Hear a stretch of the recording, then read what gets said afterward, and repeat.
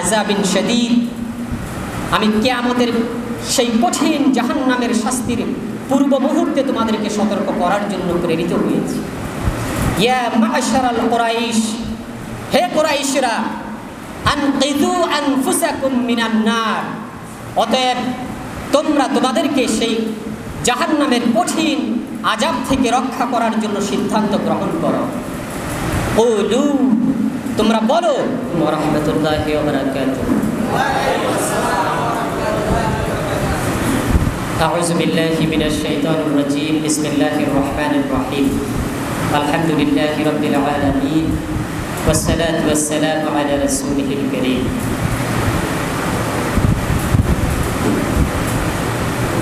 সিরাতুন নবী সাল্লাল্লাহু আলাইহি ওয়াসাল্লাম উপলক্ষে আজকের যে আলোচনা সভা,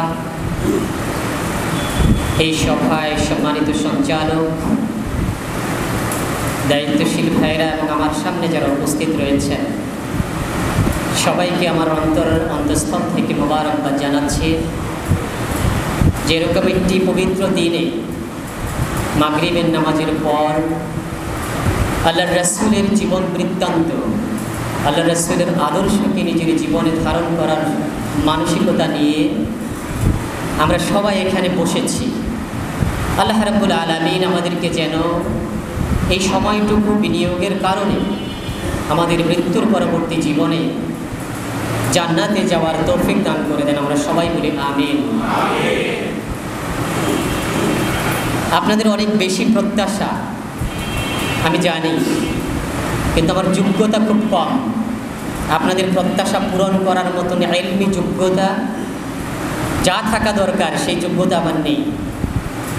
কিন্তু আপনারা যেহেতু আমাকে ভালোবাসেন, এই গ্রামেই আমি বড় হয়েছি, এই গ্রামের মানুষের সাথে আমার উঠা বসা হয়েছে সেই ছোট্ট থেকে এখন পর্যন্ত, আজ অবধি পর্যন্ত গ্রামের প্রতিটি রাস্তাঘাট আগের মতোই আমার স্মৃতিতে ভেসে বেড়ায়।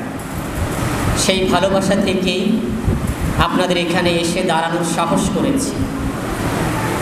প্রথমে আমি আল্লাহর কাছে পানাহ চাই, আজকে আমি যা বলবো সেই বলাটা যেন এমন বলা হয়, ওই আয়াতের অধীনে যেন আমি না পড়ে যাই। আল্লাহ রাব্বুল আলামিন বলেছেন, লিমা তাকুলুনা মা লা তাফআলুন, তোমরা এমন কথা কেন বলো যেটা তোমরা নিজেরা আমলে পরিণত করো না। কাবুরা মাকতান ইনদাল্লাহ আন তাকুলু মা লা তাফআলুন, এটা আল্লাহর কাছে অত্যন্ত ঘৃণিত যে তুমি যা বলছো তুমি নিজেই তা আমলে পরিণত করছো না। আল্লাহর কাছে পানাহ চাই, যা বলবো নিজের আমলের ভিতর থেকে যেন বলতে পারি, অতিরিক্ত যা বলবো তা যেন এই পর্যায়ে এরপর থেকে তা আমলে পরিণত করতে পারি, সেই দোয়া কামনা করছি আপনাদের কাছে।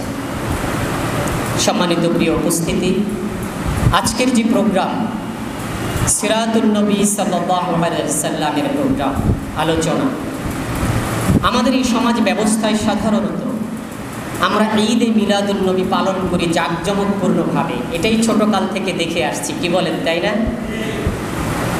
ঈদে মিলাদুন নবী, ঈদ মানে কি? আনন্দ। ঈদ মানে মিলাদুন নবী হচ্ছে নবীর জন্ম বৃত্তান্ত, নবীর জন্ম সম্পর্কিত যে আনন্দ, সেই আনন্দটা সম্পর্কিত যেই অনুষ্ঠানটা আমরা করে থাকি। নবী সাল্লাল্লাহু আলাইহি সাল্লাম যেদিন পৃথিবীতে এসেছেন, বিশেষ করে 12ই রবিউল আউয়ালকে কেন্দ্র করেই আমরা সাধারণত ঈদে মিলাদুন নবী পালন করে আসছি। আর আজকে আমরা যে প্রোগ্রামটা শুরু করছি সেটি হচ্ছে সিরাতুন নবী সাল্লাল্লাহু আলাইহি ওয়াসাল্লাম। সিরাতুন নবী হচ্ছে, সিরাত মানে হচ্ছে পথ, রাস্তা, সেতু, জীবন, বায়োগ্রাফি। সিরাতুন নবীর মানে হচ্ছে নবী করিম সাল্লাল্লাহু আলাইহি সাল্লামের পথ, সিরাত, সেতু, বা রাসূল করিম সাল্লাল্লাহু আলাইহি সাল্লামের জীবন, তারই বায়োগ্রাফি। দুটোর মধ্যে একটা সুন্দর পার্থক্য আছে। আমরা যখন ঈদে মিলাদুন নবী উদযাপন করব, সেটির সাথে খুশি আছে, আনন্দ আছে, বেদনা নাই। কি বলেন তাই না? বেদনা আছে, বেদনা নাই, আনন্দ আছে। আর সময়টা খুব লিমিটেড একটা সময়, একটা দিন 12ই রবিউল আউয়াল, এরপরে আমাদের আনন্দটাও থাকে না, আলোচনাটাও ওইভাবে আমাদের জীবনে প্রাধান্য পায় না। পায় কি? পায় না। আর আমরা যদি এর অল্টারনেট সিরাতুন নবী আনি সাল্লাল্লাহু আলাইহি ওয়াসাল্লাম, তাহলে আমরা পেয়ে যাই আল্লাহর রসুলের জীবন, আল্লাহর রসুলের পথ, কোন পথে আল্লাহর রসুল চলেছেন, কিভাবে আমাদেরকে চালানোর জন্য তিনি আদিষ্ট হয়েছেন। হুইচ ইজ বেটার, কোনটা ভালো? সিরাতুন নবীর ভিতরে ঈদে মিলাদুন নবী আসে না? ঈদে মিলাদুন নবীর ভিতরে সিরাতুন নবী ঢুকতে পারে না। এই জন্য আমাদের গুরুত্ব দেওয়া উচিত সিরাতুন নবীর উপরেই।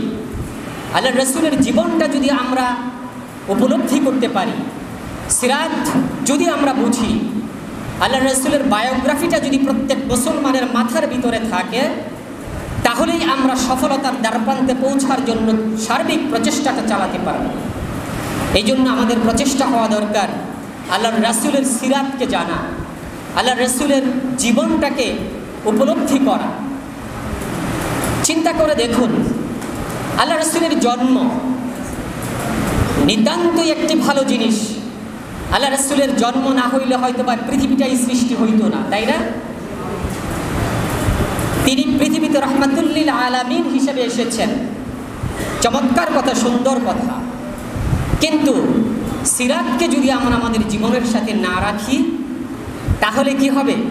আল্লাহ রসুল যেই জন্য আদিষ্ট হয়েছেন, যেই জন্য প্রেরিত হয়েছেন, সেই উদ্দেশ্যটাই আমরা জানতে পারছি না।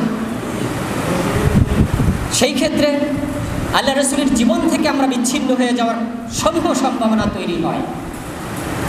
এই জন্য আজকে আমি সিরাত সম্পর্কে আমার অভিজ্ঞতার আলোকে, আমার জীবনবোধ থেকে যা বুঝি তার উপর আলোচনা করার চেষ্টা করব ইনশাআল্লাহ। সম্মানিত প্রিয় ভাইয়েরা, আল্লাহ রসুলকে পৃথিবীতে পাঠানো হয়েছে কেন? একটু আগে কোরআন তেলাওয়াতে আয়াতটা নিয়ে আসা হয়েছে। বলা হয়েছে কি, হুয়াল্লাযী আরসালা রাসূলাহু বিল হুদা ওয়া দীনিল হক লিইয়ুযহিরাহু আলাদ দীনি কুল্লিহি ওয়ালাউ কারিহাল মুশরিকুন। আরেক জায়গায় বলা হয়েছে ওয়ালাউ কারিহাল, এরকম বলা হয়েছে। এই আয়াতে ব্যাখ্যা করে বলা হয়েছে যে হুয়াল্লাযী আরসালা রাসূলাহু বিল হুদা, তিনি যুগে যুগে নবী এবং রাসূলদেরকে কেন প্রেরণ করেছেন তার উদ্দেশ্য ব্যাখ্যা করে এখানে বলে দেওয়া হয়েছে।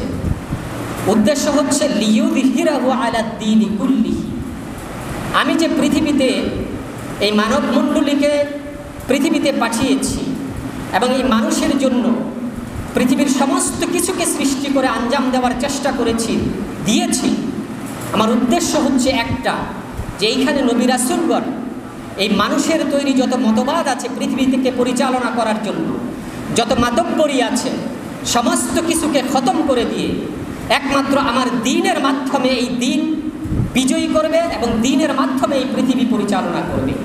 এটাই হচ্ছে নবী রাসূলদের প্রেরণের মূল উদ্দেশ্য।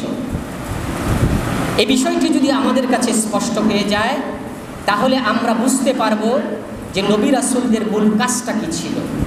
নবী রাসূলদের কাজটা যদি আমরা বুঝতে পারি, আমরা আমাদের কাজটাকে ফিল্টারিং করে বাছাই করে নিজেদের জীবনের জন্য গ্রহণ করতে পারব। সম্মানিত মুসলিয়ানে কেরাম, আল্লাহ রাসূল সেই মক্কার ধুধু মরুভূমির একটি প্রান্তরে জন্মগ্রহণ করলেন। দীর্ঘ 40টি বছর অতিক্রম করলেন সেখানে। সেখানকার কাফের মুশরিক সকলেই সমস্বরে আল্লাহ রাসূলকে উপাধি দিয়েছেন আলামিন, as-সিদ্দিক, বলেছেন না? তৎকালীন সমাজের সবচেয়ে ভদ্র ছেলেটা যদি স্বীকৃতি পায়, তিনি ছিলেন হযরত রাসূল করিম সাল্লাল্লাহু আলাইহি ওয়াসাল্লাম। কিন্তু যেদিন তার উপর ওহী আসলো, সেই হেরা গুহায় যখন নাজিল হলো, ইকরা বিইসমি রাব্বিকাল্লাযী খালাক, পড়ো তোমার প্রভুর নামে যিনি তোমাকে সৃষ্টি করেছেন, আল্লাহ রাসূল হতভম্ব হয়ে গেলেন। এত ওহী, ভার ওহী তার উপর প্রথম নাজিল হলো। তিনি সেখান থেকে নেমে আসলেন, খাদিজার কাছে চলে আসলেন ভীত সন্ত্রস্তভাবে, ঘরে অবস্থান করছেন, চাদর মুড়ি দিয়ে শুয়ে আছেন। আল্লাহ আয়াত নাজিল করলেন, ইয়া আইয়ুহাল মুদ্দাসসির, হে কম্বলাবৃতকারী, কম, ওঠো। এইভাবে শুয়ে থাকার তোমার সুযোগ নেই, তোমার দায়িত্ব অনেক। তুমি শুয়ে থাকবে এটা আমি পছন্দ করি না। কম ফাআনযির, তুমি তো সতর্ককারী, তুমি মানুষকে সতর্ক করা শুরু করো। ওয়া রাব্বিকা ফাকাব্বির, এবং তোমার রবের শ্রেষ্ঠত্ব ঘোষণা করো ময়দানে। আল্লাহ রাসূল সাফা পাহাড়ের পাদদেশে চলে গেলেন।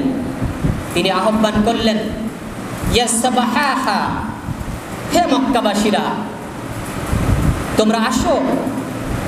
এই ধ্বনি যখন আকাশ বাতাস প্রকম্পিত করে প্রতিধ্বনি হয়েছে পাহাড়গুলোতে, মক্কাবাসীরা ছুটে এসেছে পাহাড়ের পাদদেশে। আযাবিন শাদীদ, আমি কিয়ামতের সেই কঠিন জাহান্নামের শাস্তির পূর্ব মুহূর্তে তোমাদেরকে সতর্ক করার জন্য প্রেরিত হয়েছি। ইয়া মা'শারাল কুরাইশ, হে কুরাইশরা, আনকিযু আনফুসাকুম মিনান নার, অতএব তোমরা তোমাদেরকে সেই জাহান্নামের কঠিন আযাব থেকে রক্ষা করার জন্য সিদ্ধান্ত গ্রহণ করো। কুলু, তোমরা বলো, লা ইলাহা ইল্লাল্লাহ, আল্লাহ ছাড়া কোনো বিধানদাতা নাই, আল্লাহ ছাড়া কোনো হুকুমকর্তা নাই, আল্লাহ ছাড়া কোনো রব নাই, আল্লাহ ছাড়া কোনো আইনদাতা নাই। জমিন হচ্ছে আল্লাহর, বিধান থাকবে কার? কুলু লা ইলাহা ইল্লাল্লাহ। এই লা ইলাহা ইল্লাল্লাহর অর্থটা তখন তৎকালীন কাফেরারা পুঙ্খানুপুঙ্খরূপে বুঝতে পেরেছিল। সর্বপ্রথম যে বিরোধিতা করল সে হচ্ছে তার আপন চাচা আবু লাহাব, যাকে দীর্ঘ 40টি বছর লালন পালন করে এই পর্যন্ত নিয়ে এসেছে। সে বলল, তাব্বা লাকা সাইরাল ইয়াউম আলিহাযা জামা'তানা, হে মুহাম্মদ, তুমি যে মেসেজ দিয়েছ সেই মেসেজের অর্থ হচ্ছে এই মক্কা থেকে আমাদের কর্তৃত্ব খতম হয়ে যাবে, আমাদের নেতৃত্বের বিলুপ্তি ঘটবে। সেই জায়গায় আল্লাহর নেতৃত্ব এখানে প্রতিষ্ঠিত হবে এবং সেই আল্লাহর পক্ষ থেকে তুমি হবে এইখানকার বিচারক। এটা আমাদের বুঝতে কষ্ট হয় নাই। তাব্বা লাকা ইয়া সাইরাল ইয়াউম, সমস্ত দিনের অভিশাপগুলো তোমার উপর বর্ষিত হোক। নাউযু বিল্লাহি মিন যালিক। কে বরদোয়া করলো? তারই চাচা আবু লাহাব। আল্লাহ রাসূল চতুর্দিকে যাচ্ছেন, দাওয়াত দিচ্ছেন মানুষকে, ইয়া আইয়ুহান নাস কুলু লা ইলাহা ইল্লাল্লাহ, হে মানুষেরা, তোমরা যদি সফল হতে চাও, তোমরা যদি তোমাদের জীবনকে পরিবর্তন করতে চাও, তোমাদের দাসত্ব থেকে তোমাদেরকে মুক্ত করতে চাও, তাহলে বলো লা ইলাহা ইল্লাল্লাহ তুফলিহু, তাহলেই তোমরা সফলকাম হবে। পিছনে পিছনে তার চাচাও যাচ্ছে, মানুষকে বলতেছে ইয়া আইয়ুহান নাস। আবু লাহাব বলতেছে ইয়া আইয়ুহান নাস, হে মানুষেরা সাবধান, লা তুতিউহু, তাকে অনুসরণ করো না, ফাইন্নাহু সাবিয়্যুন, নিশ্চিত সে ধর্মত্যাগী, আমাদের ধর্ম ত্যাগ করে সে ধর্মত্যাগী হিসাবে চলে গিয়েছে। তোমরা তার কথা শোনো না, তার আনুগত্য করো না। ফাইন্নাহু কাযযাব, সে মিথ্যাবাদী, সে যা বলতেছে তার কথা শোনো না। সে জাদুকর, সে কবি, কখনোই তার কথা শোনো না। শুরু হলো আল্লাহ রাসূলের উপর নির্যাতন, নিষ্পেষণ, জুলুম। জুলুমের এমন পর্যায়ে চলে আসলো যে আল্লাহর রাসূলকে এমন কোনো পথ এবং পদ্ধতি রাখে নাই যেখানে জুলুম করার বাকি ছিল। কিছু মানুষ যাদের অবস্থা দুর্বল ছিল তারা ইসলাম গ্রহণ করে নিল। আম্মার ইবনে ইয়াসিরের পরিবার ইসলাম গ্রহণ করল, খাব্বাব ইবনে আরাত ইসলাম গ্রহণ করল। তাদের উপরে কঠিন নির্যাতনের স্টিম রুলার চালায় দেওয়া হলো। সম্মানিত প্রিয় উপস্থিতি, ঈমান তো পরীক্ষা দিয়েই প্রমাণ করতে হয়, তাই না? ঈমান পরীক্ষা দিয়েই প্রমাণ করতে হয়। যারা ঈমান গ্রহণ করলো সাথে সাথে পরীক্ষা শুরু হয়ে গেছে। আম্মার ইবনে ইয়াসিরের পরিবারকে তপ্ত মরুভূমির উপর শোয়া এমনভাবে নির্যাতন করছিল। আল্লাহ রাসূল তার পাশ দিয়ে যাচ্ছিলেন, দেখছিলেন। যিনি রহমাতুল লিল আলামিন, যার অন্তরকে বিগলিত করে সৃষ্টি করা হয়েছে, আল্লাহর পক্ষ থেকে বলা হয়েছে লিনতা লাহুম, তার অন্তরকে কোমল করে সৃষ্টি করা হয়েছে, যাকে বলা হয়েছে আজিজুন আলাইহি মা আনিতুমুন হারিসুন আলাইকুম, যে যার উম্মতের কষ্ট দেখলে হৃদয় বিগলিত হয়ে যায়। তিনি আম্মার ইবনে ইয়াসির নির্যাতিত হচ্ছে, তার ফ্যামিলি তার পাশ দিয়ে যাচ্ছেন, দেখে তিনি সহ্য করতে পারছেন না, তারপরেও তাকে সহ্য করে চলতে হচ্ছে। তিনি বললেন সবরান আলা ইয়াসির, হে ইয়াসিরের পরিবার ধৈর্য ধারণ করো, ফাইন্না মাউইদুকুমুল জান্নাহ, তুমি অবশ্যই জান্নাতে স্থান করে নিয়েছো তোমার জীবনকে। সুবহানাল্লাহ। ইয়াসিরকে হত্যা করা হলো সেই মরুভূমিতে। একই জায়গায় সুমাইয়াকে তার লজ্জাস্থানে বর্ষা নিক্ষেপ করে হত্যা করে ফেলা হলো। আম্মারকে নির্যাতন এমনভাবে করা হচ্ছে, সইতে পারছেন না। আম্মারকে বলা হচ্ছে তুমি যদি এই নির্যাতন থেকে নিষ্কৃতি চাও, মুহাম্মদকে গালি দাও। নাউযুবিল্লাহ। অবশেষে সহ্য করতে না পেরে আম্মার সেই কাজ করতে বাধ্য হলো, তাকে ছেড়ে দেওয়া হলো। আম্মার ছুটেই দৌড়ে আল্লাহ রাসূলের কাছে চলে গেলেন, গিয়ে বললেন আল্লাহ রাসূল আমাকে তো এই কাজ করতে বাধ্য করেছে। আল্লাহ রাসূল বললেন কাইফা তাজিদু কলবাকা, কাইফা তাজিদু কলবাকা, ওই সময় আমাকে যখন তুমি গালিটা দিয়েছো ওই সময় তোমার কলবের অবস্থা কি ছিল? আম্মার বললেন আল মুতমাইন্না বিল ঈমান, আমি তখনও ঈমানের উপর মুতমাইন ছিলাম। আল্লাহ রাসূল এই কথা শুনে খুশি হয়ে গেলেন। আল্লাহ রাসূল তাকে বললেন ওয়া ইন আদু ফাউদ, তোমাকে আবারও যদি এইভাবে নির্যাতন করা হয়, আমার বিরুদ্ধে এইভাবে গালি দেওয়ার কথা হয়, তুমি ঈমানের উপর অটল থাকবে এবং সেই কাজটি আবারও করে তোমার জীবনকে রক্ষা করে চলে আসবে। দেখেন রহমাতুল লিল আলামিন উম্মতের কষ্টের দিকে তাকিয়ে তিনি নিজের উপর অপবাদ নিচ্ছেন, গালি নিচ্ছেন, যিনি আস-সাদিক ছিলেন, আল আমিন ছিলেন। এত বড় স্যাক্রিফাইস, বিশ্ব মানবের একমাত্র আদর্শ। আল্লাহ রাব্বুল আলামিন যাকে বলা হয়েছে লাকাদ কানা লাকুম ফি রাসূলিল্লাহি উসওয়াতুন হাসানাহ, তোমরা যদি তোমাদের এই জীবনে কোনো উত্তম আদর্শ খুঁজতে চাও, সেই আদর্শটা তোমাদের রাসূলের জীবনেই রয়েছে। সেই রাসূল মেনে নিচ্ছেন। এই রাসূলের আদর্শ আমাদের কাছে এখন আছে কি নাই? আছে না? আমরা কি আল্লাহর রাসূলকে ঠিক সেইভাবে গ্রহণ করছি কিনা, এটি হচ্ছে সবচেয়ে বড় প্রশ্ন। আমরা যদি ঈদে মিলাদুন নবী নিয়ে পড়ে থাকি, আল্লাহর রাসূলের জীবন থেকে এই শিক্ষাগুলো আমরা পাবো কি? পাবো না। সম্মানিত প্রিয় ভাইরা, আমরা বলি যে আল্লাহর রাসূলের মুহাব্বত করতে হবে, নবীওয়ালা কাজ করতে হবে, সুন্নাত মেনে নিতে হবে। আসলে মূলত সুন্নাত কোনগুলো? এই যে আমার জুব্বাটা দেখেছেন, সুন্দর দাড়ি দেখছেন, টুপি পরছি, পাগড়িও পরছি, মিসওয়াক করি, আল্লাহর রাসূল কি মূলত এই কাজগুলোর জন্য পৃথিবীতে আদিষ্ট হয়েছে? না। তিনি পৃথিবীতে এসেছেন আল্লাহর দেওয়া জীবন বিধানকে মানুষের তৈরি মতবাদের উপরে শ্রেষ্ঠ জায়গায় স্থান করে দেওয়ার জন্য।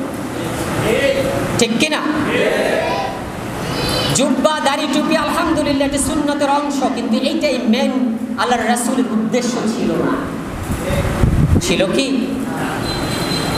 আল্লাহ রাসূলের মেন কাজটি করতে গিয়ে তিনি যে মিশন এবং ভিশন নিয়ে পৃথিবীতে এসেছেন, তাই তো আমাদের করতে হবে, করতে হবে না?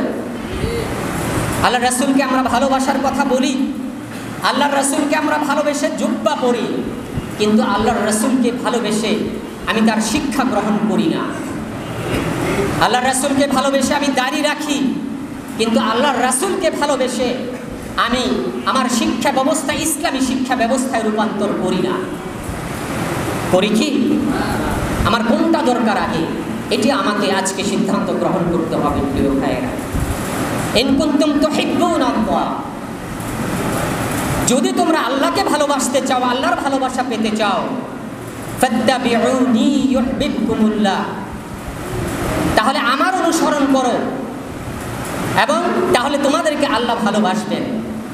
এই যে অনুসরণ, এই অনুসরণ আমরা কিভাবে করছি, কিভাবে করা উচিত, এটি আমাদের বড় বিবেচ্য বিষয়। প্রিয় ভাইরা, আল্লাহ রাসূল মাক্কি জীবনের 13টি বৎসর নিগ্রহ নির্যাতনের মধ্য দিয়ে তার জীবনটাকে পরিচালিত করেছেন। সাহাবারা নিগ্রহের চূড়ান্ত পর্যায়ে নিজেদেরকে ছেড়ে দিয়েছেন। মদিনা থেকে 75 জন মানুষ সাহাবা আসলেন আল্লাহ রাসূলকে মদিনায় নিয়ে যাবেন।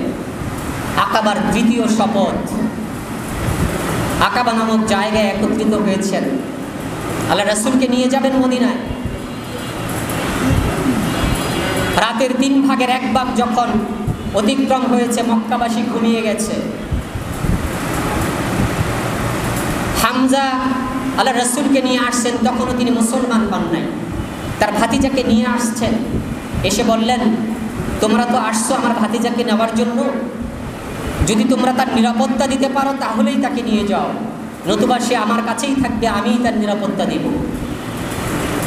মদিনা থেকে আগত একজন কাব ইবনে মালিক এগিয়ে গিয়ে বললেন আল্লাহ রাসূলকে, তাকাল্লাম ইয়া রাসূলুল্লাহ, হে আল্লাহ রাসূল আপনি কথা বলেন।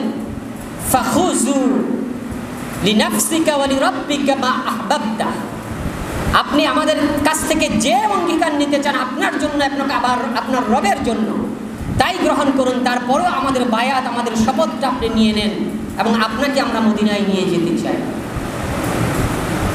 আল্লাহ রাসূল বললেন, উবাইউকুম আলা আন তামনাউনি মিম্মা তামনাউনা মিনহু নিসাআকুম ওয়া আবনাআকুম, আমি তোমাদেরকে অবশ্যই শপথ নিব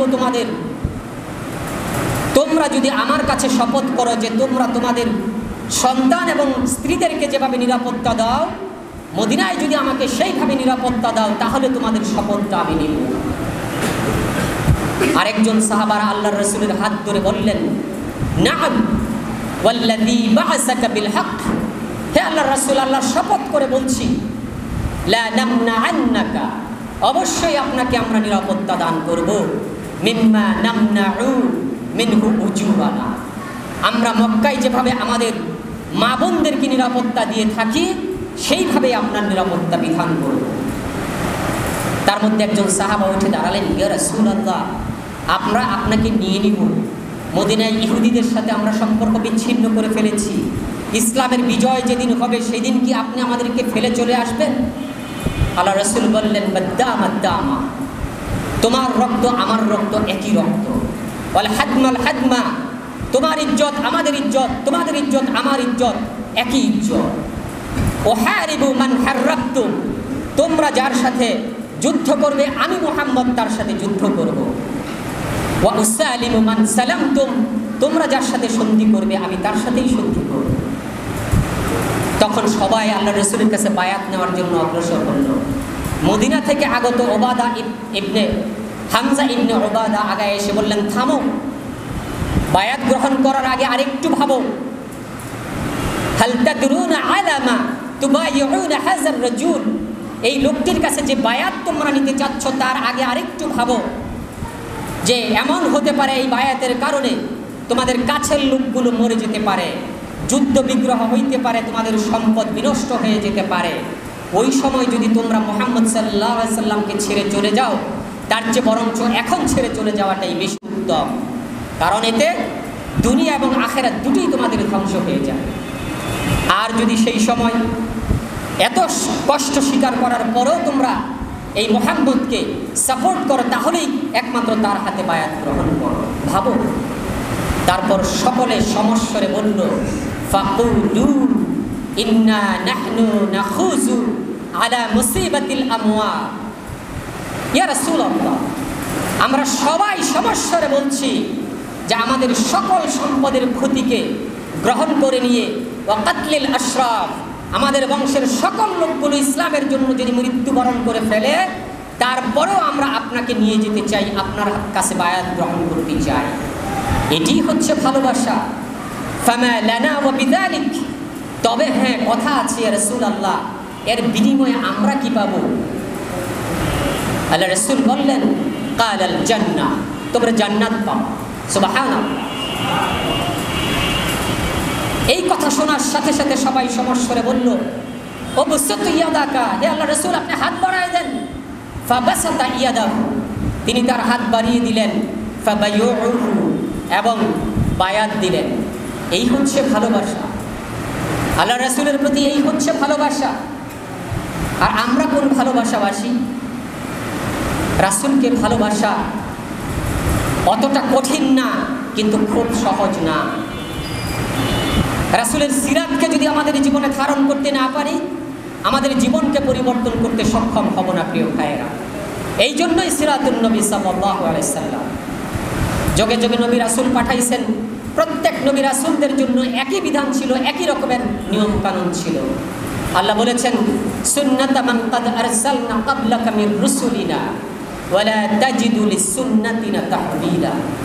তোমাদেরকে আমি এই মেসেজটা দিতে চাই যে তোমার পূর্বে যত নবী রাসূল আমি পাঠিয়েছি, প্রত্যেকের যুগে যে একই পদ্ধতি অনুসরণ করা হয়েছে এবং এই নিয়মের কোনো পরিবর্তন তোমরা দেখতে পাবা। আল্লাহ রাসূল আমাদের কাছে কি নিয়ে এসেছেন?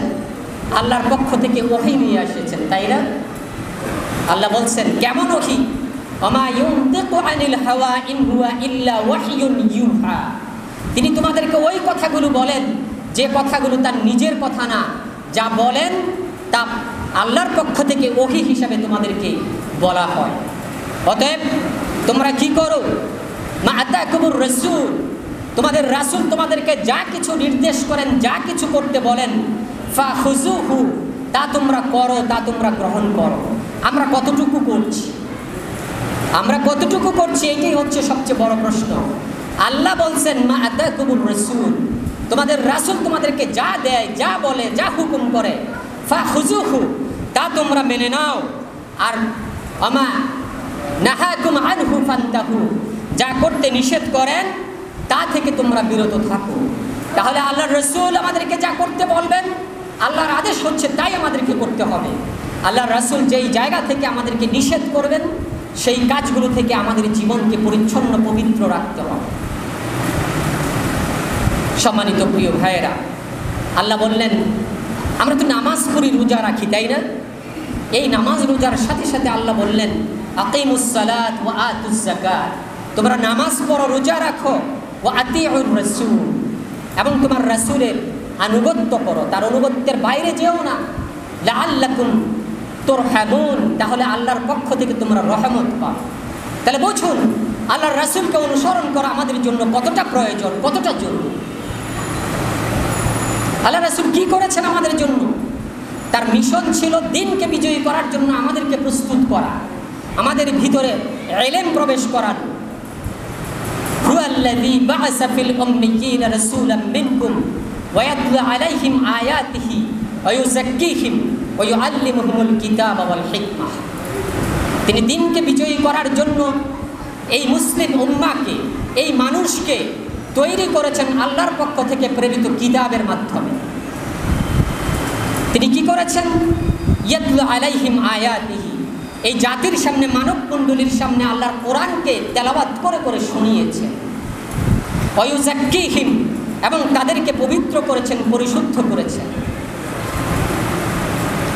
ওয়া ইউযাক্কিহিম, তাদেরকে পরিশুদ্ধ করেছেন। ওয়া ইউআল্লিমুহুমুল কিতাব ওয়াল হিকমাহ, এবং তাদেরকে কিতাব শিক্ষা দিয়েছেন, পাশাপাশি হিকমাও শিক্ষা দিয়েছেন। এই কাজটাই ছিল আল্লাহর রাসূলের কাজ। এই কাজের মাধ্যমে এই মানব মণ্ডলীকে ইসলামের পতাকা তলে এনে আল্লাহর দিনকে বিজয়ী করার জন্য, প্রস্তুত করার জন্য তার সংগ্রাম ছিল, মিশন ছিল। আমরা কোন কাজটা করছি? সম্মানিত প্রিয় ভাইয়েরা, আজকে আমাদের এই সমাজে বিচার আচার, বিচার ফায়সালা, যাবতীয় সমাধানের জন্য আমরা কি কোরআন, আল্লাহর রাসূলের কাছে যাচ্ছি? আজকের আপনার সমাজে যখন বিবাদ বিসম্বাদ লাগে, আপনি কি অনুসন্ধান করেন এই ক্ষেত্রে আল্লাহর রাসূল কি সমাধান দিয়েছে, কোরআন কি সমাধান দিয়েছে? আমরা সেটা প্রক্ষেপ করি না। অথচ আল্লাহ বলছেন কি জানেন? যে লা ইউমিনুনা হাত্তা ইউহাক্কিমুকা, কোনো মানুষ ততক্ষণ পর্যন্ত ইমানদারি হতে পারে না, ফিমা শাজারা বাইনাহুম, যখন তাদের মধ্যে কোনো বিচার ফায়সালার প্রয়োজন হয়, ঝগড়াঝাটি লাগে, সেই ক্ষেত্রে যখন আপনাকে বিচারক হিসাবে মানে না, সে কখনো ইমানদারই হতে পারে না। এই জুব্বা পরলেই কি ইমানদার হওয়া যাবে? লম্বা দাড়ি রাখলে কি ইমানদার হওয়া যাবে যদি আমি আল্লাহর রাসূলকে বিচারক হিসেবে গ্রহণ না করি? কি বলেন আপনারা, কি বলেন? আল্লাহ তো নিষেধ করেছে, লা ইউমিনুনা হাত্তা ইউহাক্কিমুকা ফিমা শাজারা বাইনাহুম। তোমাদের মধ্যে যখন বিচার ঝগড়া বিবাদ লেগে যায় তখন যদি তোমাকে অর্থাৎ রাসূলকে যদি আপনারা বিচারক হিসেবে গ্রহণ না করেন তাহলে সেই ইমানদারই হতে পারে না। সুম্মা লা ইয়াজিদু ফি আনফুসিহিম হারাজান মিম্মা কাদাইতা।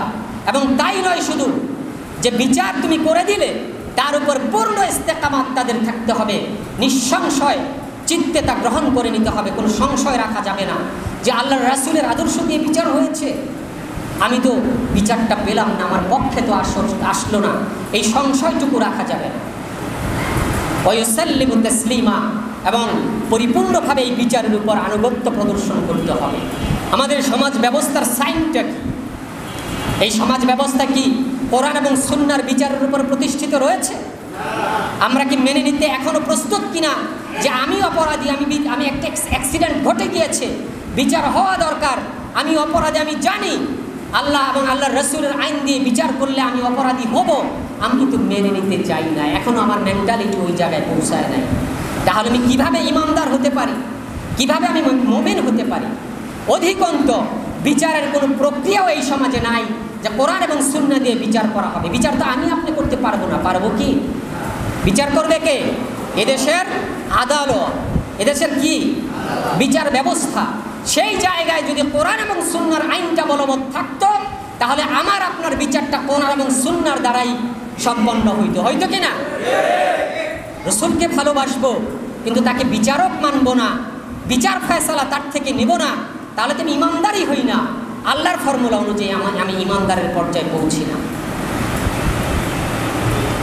ওমা কানা লিল মুমিনিন ওয়ালা মুমিনাতিন ইযা ক্বালা আল্লাহু ওয়া রাসূলুহু আমরান, যে সে মুমিন নারী এবং মুমিন পুরুষ মুমিন হতে পারে না যখন আল্লাহর দেওয়া বিচার এবং রাসূলের দেওয়া বিচার ফয়সালা অনুযায়ী সে মেনে নেয় না।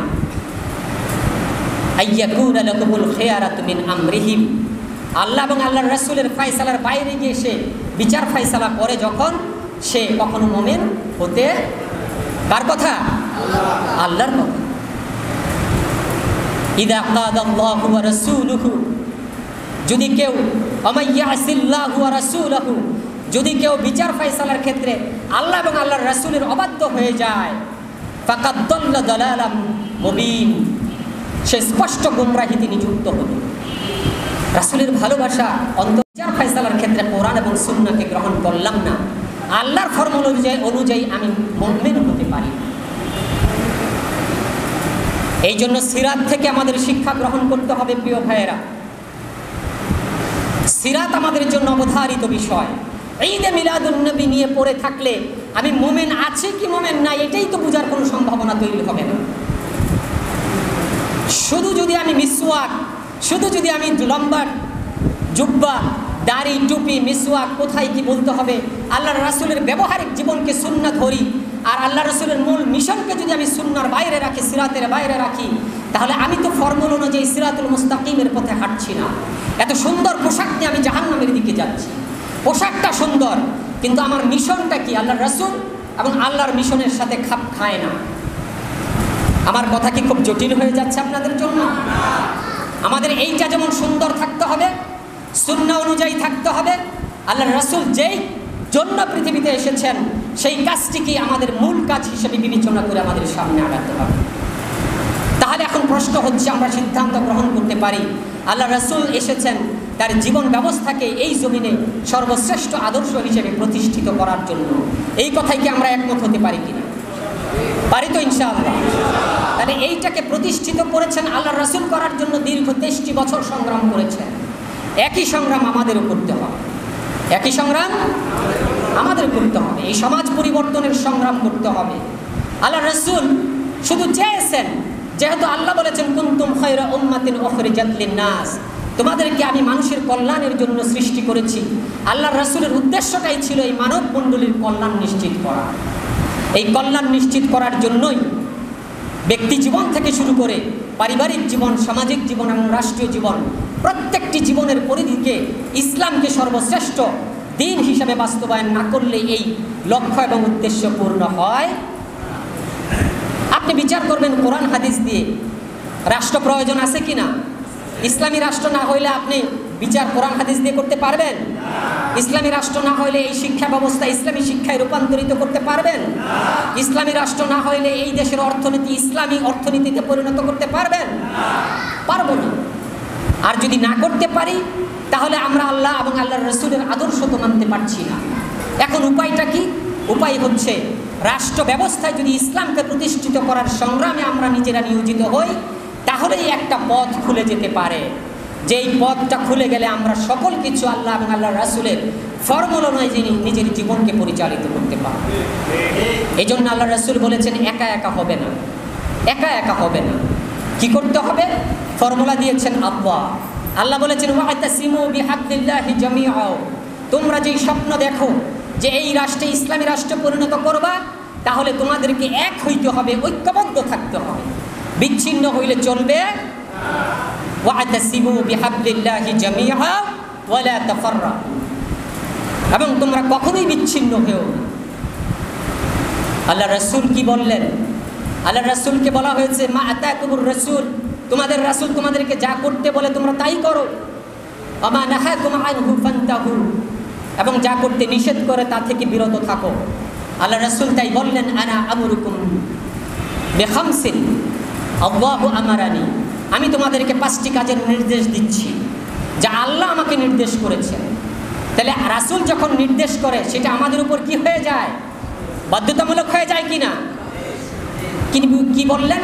বিহিন্নাল জামাআ, তোমরা দিনকে বিজয়ী করার জন্য সর্বপ্রথম কাজ হচ্ছে তোমরা ঐক্যবদ্ধ হও, জামায়াতবদ্ধ হও। ওয়াসসামআ, এবং সেই জামায়াতের নিয়ম শৃঙ্খলা মেনে চলো, যেই জামাত কোরআন এবং সুন্নাহর আলোকে পরিচালিত হয়। ওয়াত্তাআত, এবং তোমরা তার আনুগত্য করো। ওয়াল হিজরাত, এবং এই দিনকে বিজয়ী করার জন্য ঐক্যবদ্ধ হওয়ার পরে তোমাদের উপর যে জুলুম আসবে, নির্যাতন নিষ্পেষণ আসবে, প্রয়োজনে তোমরা এলাকা ছেড়ে হিজরত করে চলে যাও। আল্লাহর রাসূল যেমন মক্কা থেকে হিজরত করে মদিনায় চলে গেছেন না? ওয়াল জিহাদু ফি সাবিলিল্লাহ, যদি প্রয়োজন হয় দিনকে বিজয়ী করার জন্য তোমরা প্রাণান্তকর প্রচেষ্টার মাধ্যমে জিহাদে লিপ্ত হও। সেই জিহাদ করবে রাষ্ট্র ব্যবস্থা প্রতিষ্ঠিত হয়ে যাওয়ার পর। আল্লাহ রাসূল কিন্তু মদিনা রাষ্ট্রের আগে জিহাদ করেন নাই, করছে নাকি? আপনি আর আমি আবেগ দিয়ে জিহাদ শুরু করে দিলাম। জিহাদ কখন করতে হবে সেটাও আমাদেরকে জানতে হবে, বুঝতে হবে। রাষ্ট্র জিহাদ করবে, রাষ্ট্র বিপ্লব করবে, যুদ্ধ করবে। তারপর আল্লাহ রাসূল বলতেছেন মান খারাজা মিনাল জামাআত কিদা শিবরিন, যদি এই দিন প্রতিষ্ঠার সংগ্রাম থেকে কেউ নিজেকে 1 বিঘত পরিমাণ দূরে সরিয়ে নেয়, ফাকাদ খালাআ রিবকাতাল ইসলামি মিন উনুকিহি, তাহলে সে মূলত ইসলাম থেকেই তার গর্দানকে বিচ্ছিন্ন করে নেবে।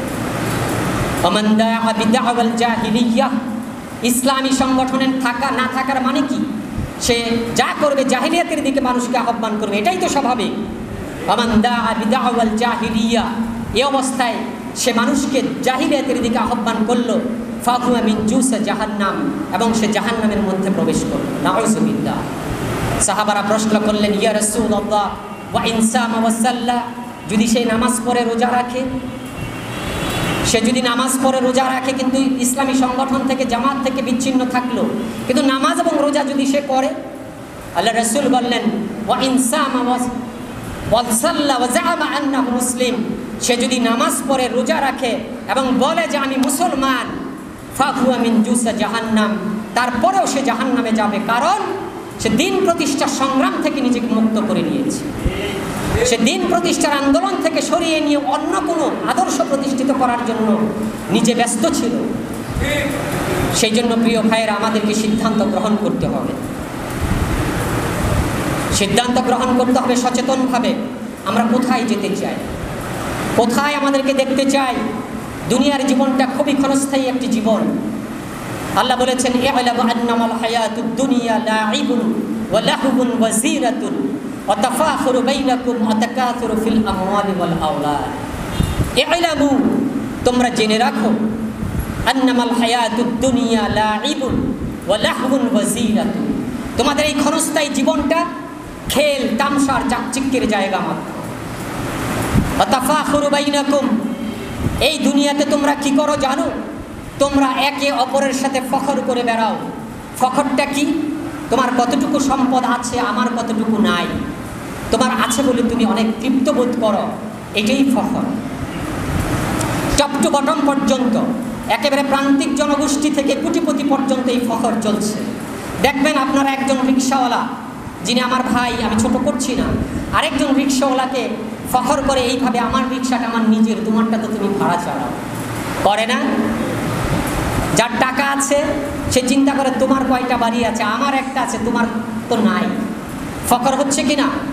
যার গাড়ি আছে, যার গাড়ি নাই, দুইজনের মধ্যে ফখর চলে। এইভাবে ফখর টপ টু বটম পর্যন্ত আমাদের মধ্যে ফখরের ক্রিয়াটা কাজ করে। আল্লাহ যা বলেছেন সত্য বলেছেন, ওয়াতাফাখুরু বাইনাকুম, তোমাদের এই দুনিয়ার জীবনটা তো ক্ষণস্থায়ী জীবন, তোমাদের কাজই হচ্ছে একে অপরের সাথে ফখর করে বেড়াও। অথচ এই গর্ব ফখর হচ্ছে আল্লাহর চাদর, এই চাদর নিয়ে আমরা টানাটানি করছি। শুধু তাই নয়, ওয়াতাকাসুরু ফিল আমওয়ালি ওয়াল আওলাদ, এমনকি তোমরা এই পৃথিবীতে তোমাদের সম্পদ এবং সন্তানের আধিক্যের প্রতিযোগিতায় তোমরা মগ্ন থাকো। সম্পদ কার কতটুকু হলো এটা ভেবে আমরা, যার সম্পদ বেশি সে তৃপ্ত বোধ করি না? ইভেন সন্তান, আমার 5 জন সন্তান অনেক শিক্ষিত হয়ে গেছে, তোমারটা কি হয়েছে? আমার সন্তানটা তো ব্যারিস্টার হয়েছে, এই কথা বলার মানেই হচ্ছে আমি ফখরের ভিতরে ঢুকে গেছি, নিজেকে প্রকাশ করার চেষ্টা করছি। এইভাবেই চলছে আমাদের জীবন।